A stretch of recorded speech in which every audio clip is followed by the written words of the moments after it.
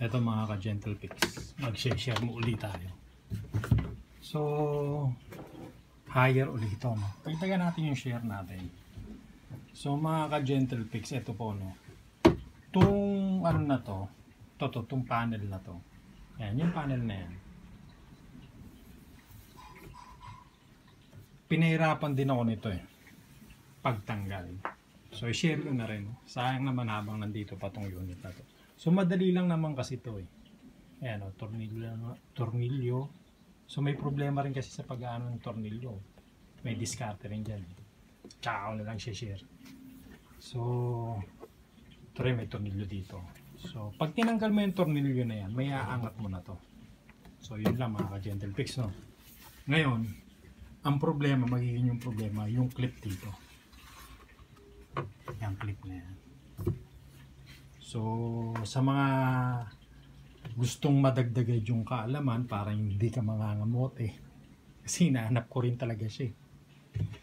So, nasilip ko siya, yung clip niya, kung paano. Tinanggal ko muna tong frame na to. Yan yung frame na yan. Ito, tingnan mo yung frame na yan. Yan, tapos may tornilyo rin to dito. Ayan. Yan. So, para hindi tayo magtagal muli, mga ka-Gentle Pix, ito po, i-share ko na po sa inyo. Yung clip nito, may pagka-hook siya. May hook na gano'n. Naka-gano'n, naka-letter L.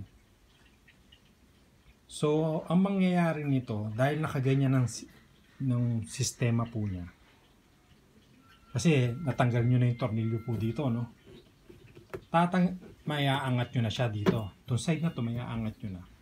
Ngayon, dahil naka-hook po yung ganyan, kailangan i-slide nyo to pag ano, papunta dito sa kaliwa.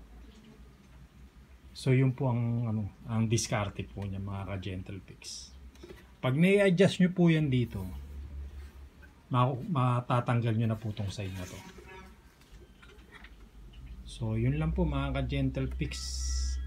Medyo mahirap siya, pero pag nasilip nyo yung pinaka-hook niya, matatanggal na siya.